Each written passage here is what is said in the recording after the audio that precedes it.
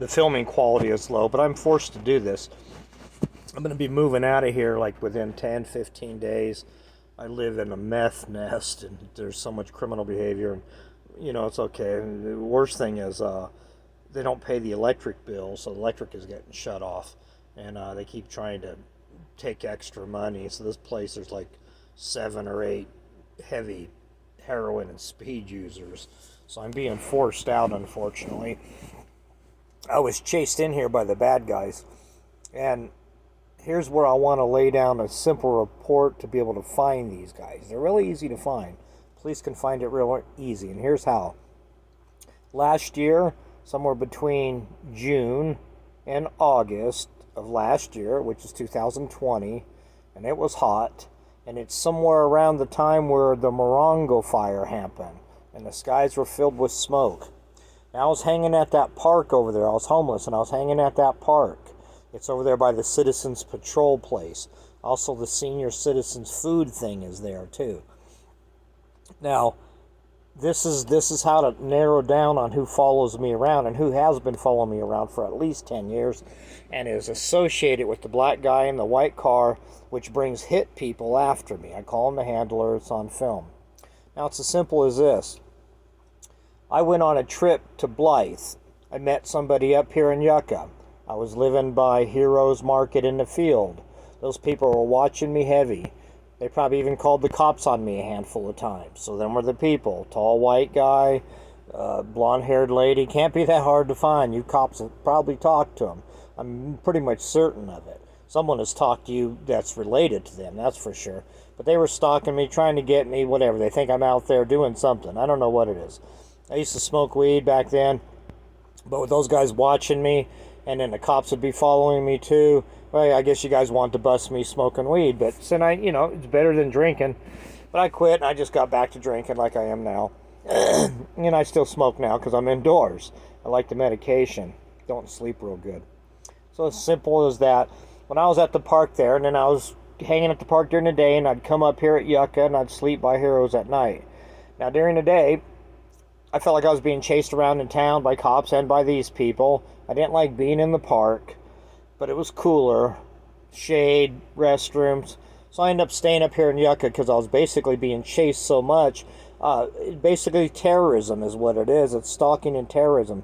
When somebody follows me around for years, and everywhere I go, they pop up, every store, every turn of the road, every field I sit in.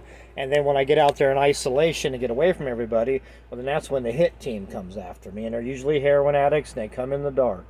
And I had a couple come at me during the day. I'll tell the stories on another one. But here's what it is. So I hop in a car with this guy I met. He's a tweaker. He smokes speed.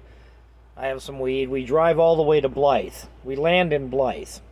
Now, on our way down to Blythe, now this is like between June and August, somewhere in there.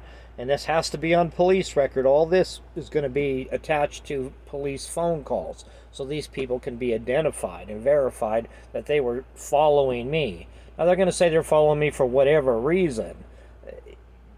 I don't know what, because I don't know what's going on with them. But it's simple as this. I hop in a car with the guy here. He's a tweaker. He drives the speed limit.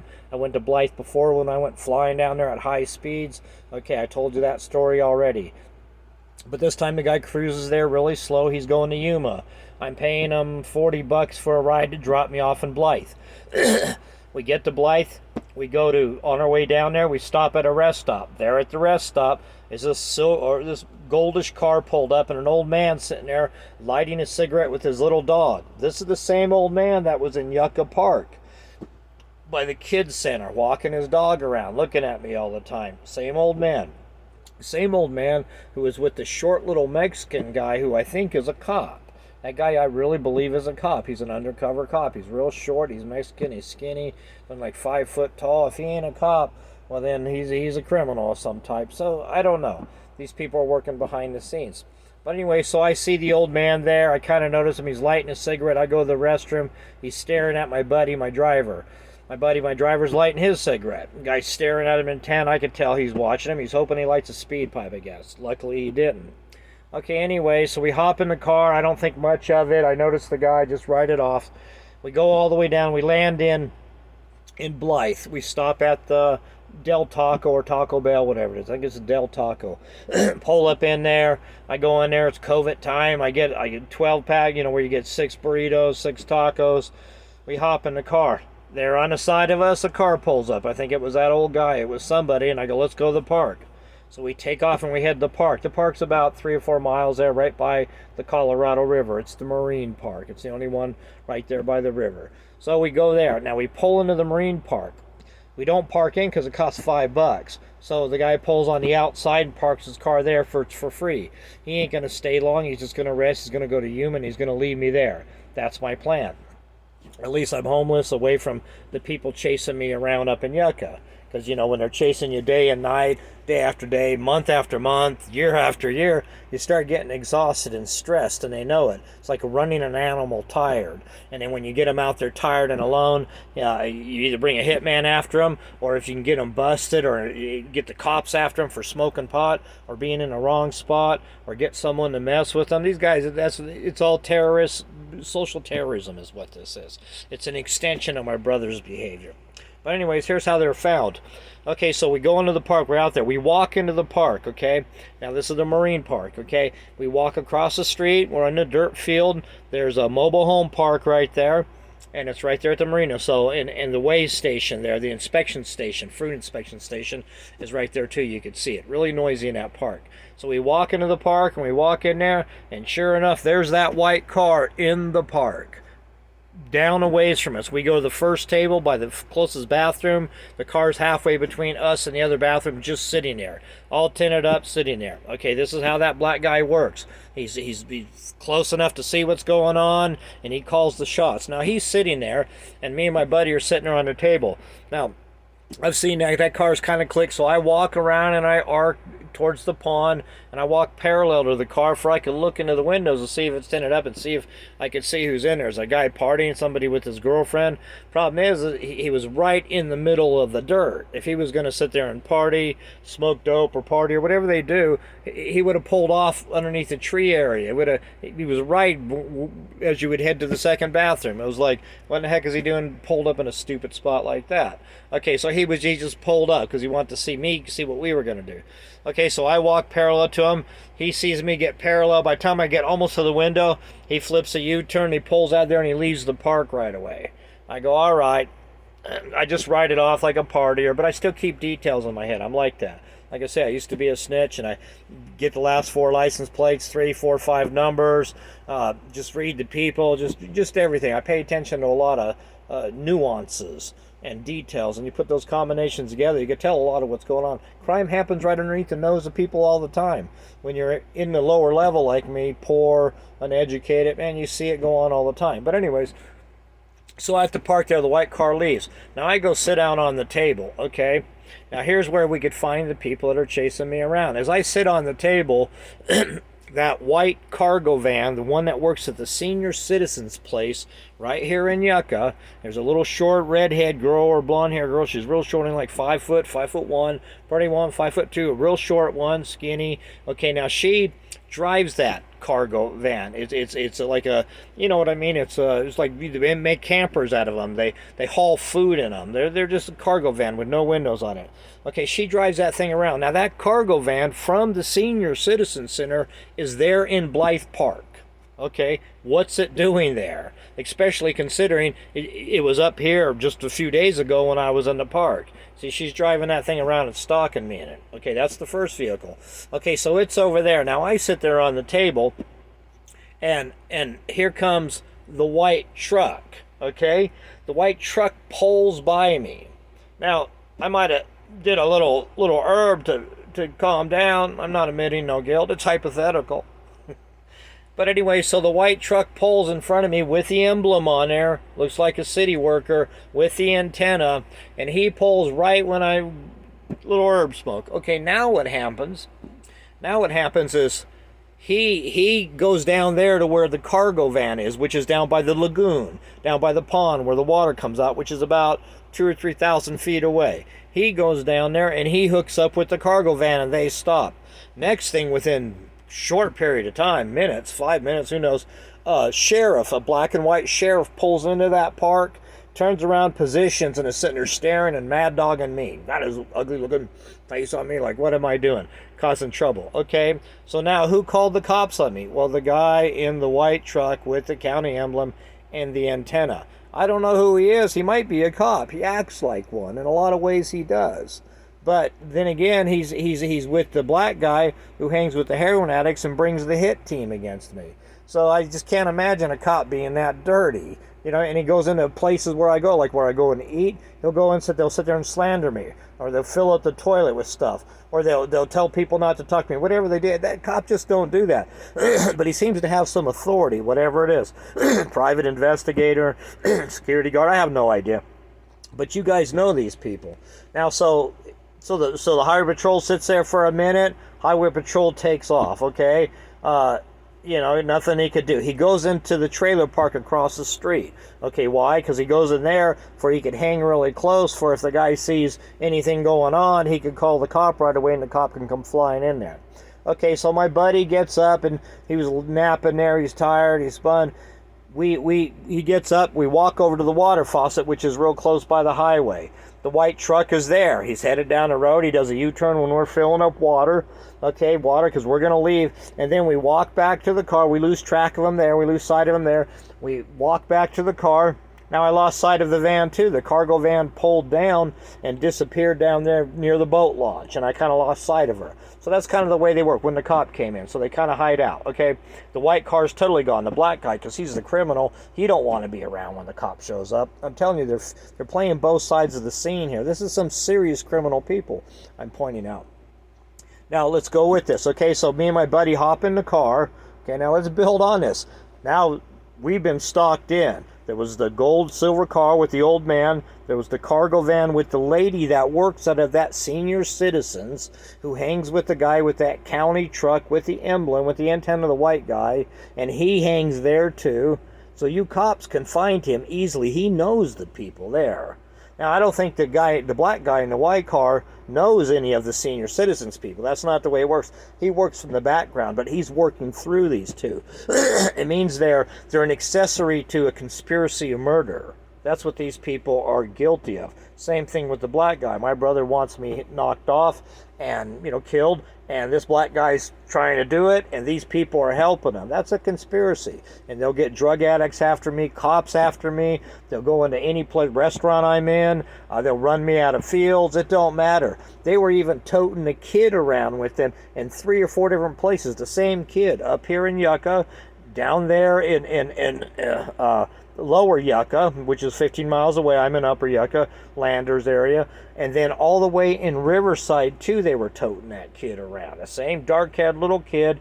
And then I finally seen that kid at the Hobo's Market or Heroes Market over there when I picked up the license plate of the white guy. That little Mexican kid's with the white guy now. It was with this other white Mexican guy. So the kid's being passed around like a setup tool. You can see what's going on. They know what's going on. I know what's going on. But I'm not talking to the cops because no one's going to believe me. I'm going to look like a madman. So I just go on trying to escape these guys. Okay.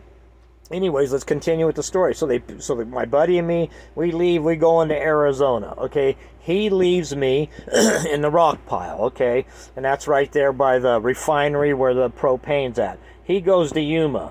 Okay. I sit in the rock pile. He takes me to the rock pile. I drop my gear, my tent, my sleeping bag, everything right there, because that's where I plan on camping. It's close to the store, and it's legal. It's legal camping right there. Okay, and it's safe, I feel. So anyways, I land there, leave my junk there. Now, he takes me to Flying J, drops me in the parking lot. He takes off the Yuma. I go in there and get me some booze, and then I haul up another little backpack, sleeping bag I have, and I go towards Quartzsite. Now, if you go that way about half a mile from Flying J's, there's a ravine that's there. Now, I go up the ravine, and I sit in the chair, and there I see sitting underneath this tree that's only about 20 feet from the side road, right there by the highway, and there's that white truck again. Okay, I don't like people watching, bothering me, who knows. So I walk further up the canyon with my little bag, and I go up about, 3/4 of a mile. Now I'm sitting underneath the tree, I'm drinking me some booze, I want to lay down and sleep and rest, okay? Now what happens while I'm sitting there? A helicopter comes vectoring over the top of me, real high, slow. You know it's watching me. It could just be coincidence, but it's not. So these guys called a helicopter to fly over the top of me. They did the same thing in Paris, and a helicopter vectored over the top of me, and they did this twice on this trip. This was the first time they did it. And they did it a second time when I was in the rock pile later, about 2 or 3 hours later. So I'm in there, helicopter vectors over me. I'm trying to kick back and rest. It's hotter than heck. I go, all right, so I walk all the way back to Flying J. I get more alcohol. I head back to where my tent's at, figuring maybe I could find some shade there, set up my gear. Okay, I think everything's pretty much okay. I'm not really thinking anyone's chasing me. I didn't put the pieces together. These people were persistent. You just never know. You know, it could be timing, da-da-da-da-da. But it's starting to get bothersome. You know, I give everything very skeptical about anything until it patterns out so much it becomes obvious. You know, I'm just kind of gullible, trustable. But anyway, so I go down on my gear. Now here's where it gets really interesting. I'm down there at my gear. I'm sitting in the rock pile. That white truck comes pulling up again, looking over the edge of the dirt down into the rock pile where I'm at. I'm sitting there drinking, hot. There's a little bit of shade because the sun's casting some shade in the rock pile. So it's hot because the rocks were in the sun all day, and it's hot, and I'm sitting there hot, and summertime out there, you know. So anyways, he backs up and then he leaves. So I get out of the rock pile after a while, after I drink a beer or two, and I head on over there to my tent. Now I go over there to my tent, and I'm gonna set it up. I sit down on my tent area, I crack me another beer. I'm trying to decide what tree to put it underneath. You know, I'm hot, I'm tired, I'm exhausted, being chased, you know, the heat, you know, I'm drinking. Okay, so now here's where it gets really funny. When I went from the rock pile to my tent, one of the people who chased me around, who I've seen multi times, a blonde-haired girl in this white SUV-looking thing with no tint on the windows. She's got her hair bunned up. She's got this black outfit on that hangs above her breast and just below her butt, okay? Some kind of one piece. She's back is all sunburned. She's bending over and picking up rocks right there on the highway right there on the dirt road where you coming in and out to go to the propane area. Now the problem with that is if you're going to gather rocks, all those rocks are disintegrated. You want good rocks, you just get off of the road about 200 feet. And there's some nice rocks out there. The whole area is full of nice rocks if you're into looking at rocks. So anyways, so she's bending over there as I'm walking from the rock pile. Her boobies are pointing at me. She's bending over. She's acting like she's just playing stupid. And she bends over like a heroin addict bends over.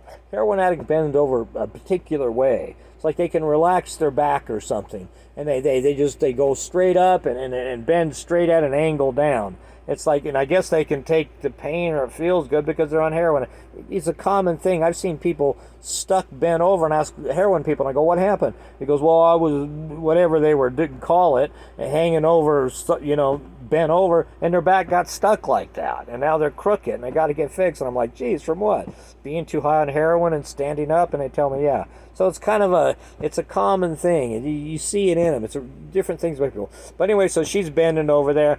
Now this is a setup. She's trying to entice me to come over and talk to her. I'm going to give my opinion on what's going on here. So I go over there on my tent. She farts around. She turns around the other way. She's looking at me again, you know, over there. She finally gives up, hops in the car, and drives away. I'm like, okay, whatever that was. It starts getting funny. Now, as I'm sitting on my tent, I'm going to set it up. My buddy comes in, okay? But I go back into the canyon in the shade there after that. My buddy comes in. He pulls into the spot, and a car pulled up, and I couldn't see because it's on the other side of the rock pile. I go, oh no, who's here now? And so I thought it was the guy in a truck again bothering me. So I walk back up to Flying J's, which is, you know, whatever, quarter mile away through hill and dill and sand and hot. Okay, now as I'm headed through the canyon, lo and behold, right in front of me is that white Jeep that's been following me around for months, if not years. This same Jeep that followed me to Tempe. Okay, so on another trip that I went from Blythe to Tempe, okay? So anyways, so the white Jeep is there, and I go, oh, there's that Jeep, you know, and here's the cars all around me. So I go to Flying J's, the guy, my buddy, who went to Yuma, happens to come to Flying J and runs right across me, which is a miracle. He was the same one that was over there at the rock pile, but I didn't know, and he told me later.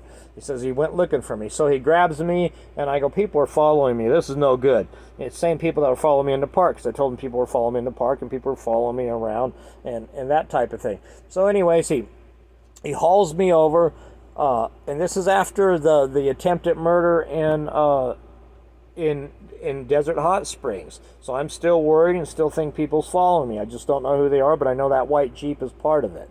Okay, I'm certain of that much because I've seen that white Jeep down there. They used to cruise on me all the time, and it had an RV down there. Okay, anyway, so we continue with the story, and it goes from here is that we go and pick up my tent. Okay, we Flying J down the dirt road by the propane area. We grab my tent, my gear.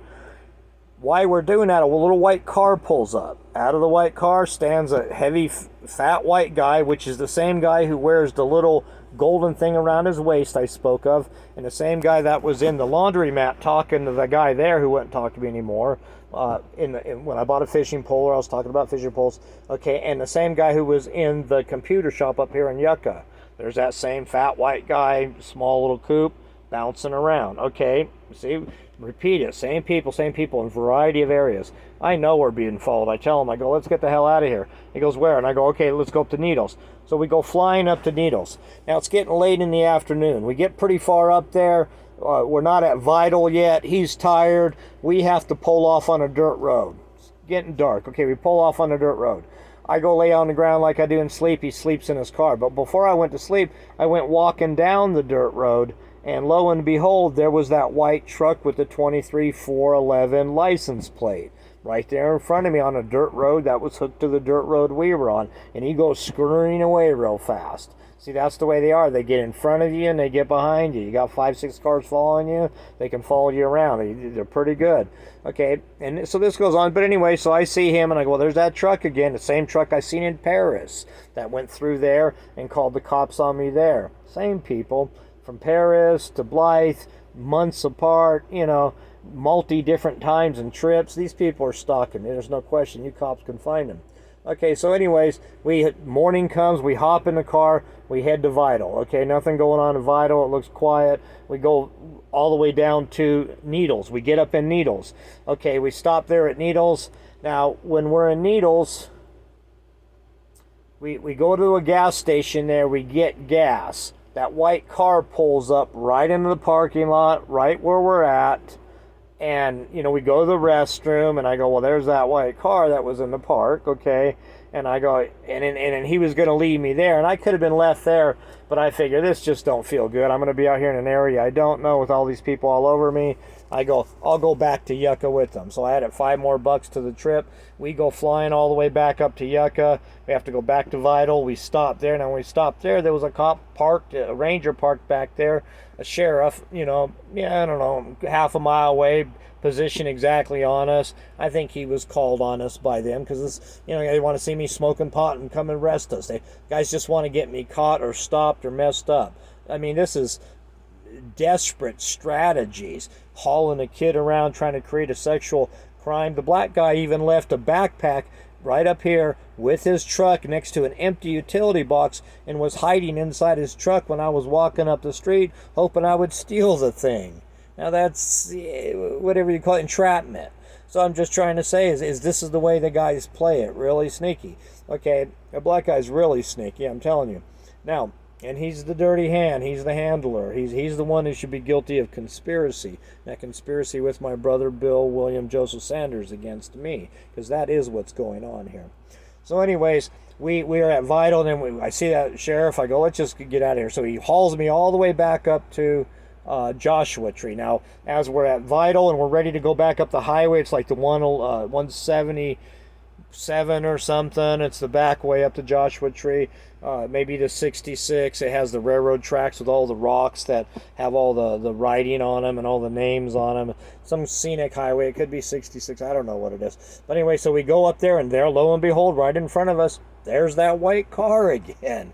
He just keeps popping up, and he's tracking in front of us, and I don't see anybody behind us. But as soon as we get on the highway at Vital, at that intersection, that runs perpendicular there. He's way up there, maybe a half a mile in front of us, 3/4 mile in front of us. He hops on the highway and he takes off and starts going.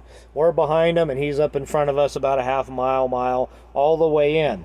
Now we lose sight of him eventually, and when we keep going, he's pulled over on the side of the road to the left up in the dirt. We blow past him. We get into Joshua Tree. We come back up to Yucca. I land. Don't see anybody else. They basically chased me all the way around in a circle and got me here.